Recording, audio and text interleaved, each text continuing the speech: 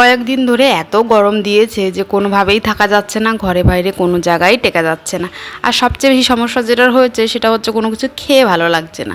তো এখন হয়েছে রাত্রিবেলা মেয়েকে একটু দুধমুড়ি খেতে দিয়েছিলাম, তো হঠাৎ করে দেখি বড় বাজার থেকে কটা মলা মাছ নিয়ে এসছে আর সঙ্গে নিয়ে এসে শাক। তো এই শাকগুলো দেখে আমি তো ভীষণ খুশি হয়ে গেছি, কারণ এই লাউ শাক খেতে আমি ভীষণ ভালোবাসি। আর সঙ্গে যদি হয় এরকম ছোটো ছোটো মাছ, আসলে এগুলো খেতে ভালো লাগে কিন্তু ওই বাছাবাছি করতে আমার একটু কষ্ট হয়। আর তারই জন্য আমার বর এত ভালো মানুষ যে বউর কষ্ট দেখতে পারে না, সেই জন্য সব মাছগুলো নিজেই বেছেছে, কেটেছে, ধুয়েছে, সব নিজে করেছে। আমি শুধু টেস্টি করে রান্না করে দিয়েছি, ব্যাস। তো রান্না কি করলাম, এই কয়েকটা ছোটো মাছ রেখে দিয়েছি কালকের জন্য, আর কয়েকটা দিয়ে এই লাউ শাকটা রান্না করেছি, আর কিছু লাউ শাক আমি রেখে দিয়েছি। 2 আটি শাক আনা হয়েছিল, 1 আটি রান্না করেছি আর 1 আটি বেছে কেটে ধুয়ে রেখে দিয়েছি। আর কিছু মাছ দিয়ে আমি এখানে ভর্তা বানিয়েছি। ভর্তাটা খেতে এত টেস্টি হয়েছিল না, কি করে আর বোঝাবো তোমাদের, সত্যি ভীষণ ভালো লেগেছিল। আর আমি বিশেষত এরকম বানাই না, যেদিন আমার মন হয় আমি সেদিনই বানাই, অন্য কেউ চাইলেও আমার বানাতে ইচ্ছে করে না, কারণ আমার ইচ্ছে করে না, সেই জন্য বানাই না। তো যাই হোক, এদিকে আমার রান্নাবান্নাও কমপ্লিট হয়ে গেছে।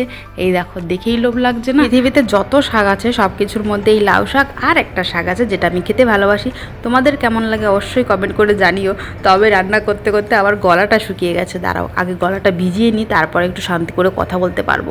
আর এই ঠান্ডা জল গলায় দেওয়ার সঙ্গে সঙ্গে যে কি শান্তি লাগে সে কথা আর বলে বোঝানোর মতো নেই। এই গরমের মধ্যে শুধু এই ফ্রিজটা আর এই ঠান্ডা জলই আমাকে বাঁচিয়ে রেখেছে, না হলে অনেক দিন আগেই হয়তো পটল কেটে ফেলতাম। এত গরম কি করে সহ্য করব ভাই। তো যাই হোক, দেখো গরমে আমি রান্না করছি কষ্ট করে, আর এদিকে সবাই মিলে লাইট সাইট অফ করে মোবাইল দেখছে। কি আনন্দ আর কি আনন্দ, আরামে পাকায় শুয়ে শুয়ে এরা মোবাইল দেখছে, আর আমার কষ্টের কথা একবারও ভাবছে না। যবে থেকে গরমের মাত্রাটা একটু বেশি হয়েছে তবে থেকে আমরা সবাই মিলে এইভাবেই পাকায় শুয়ে শুয়ে রাত দিন পার করি। হ্যাঁ সত্যি কথা, রাত্রেবেলায়ও পাকায় ঘুমাই। কি করব, এত গরম যে সহ্য করা যাচ্ছে। আর এই 2 দিন ধরে খুবই গরম পড়েছে, যার জন্য কোনোভাবেই শান্তি পাওয়া যাচ্ছে না। আমি তো প্রত্যেক দিনই পাকাতেই ঘুমোই, দিনের বেলাও রাত্রেবেলাও, এইভাবেই আমাদের দিনটা কাটছে। আর এই গরমের অবস্থার কথা কি আর বলবো, সেটা নিশ্চয়ই দেখে বুঝতে পারছো। রান্নাবান্না শেষ করে কুলারের সামনে একটু বসেছি নিজেকে একটু ঠান্ডা করার জন্য। একটু ঠান্ডা হলেই তারপরে খাবো ভাত, তারপরে তো শুয়ে পড়ার পালা।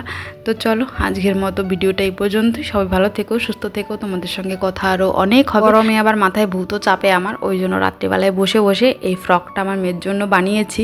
তো কেমন হয়েছে কমেন্ট করে জানিও। আর গরমে সবাই ভালো থেকো, সুস্থ থেকো। চলো টাটা।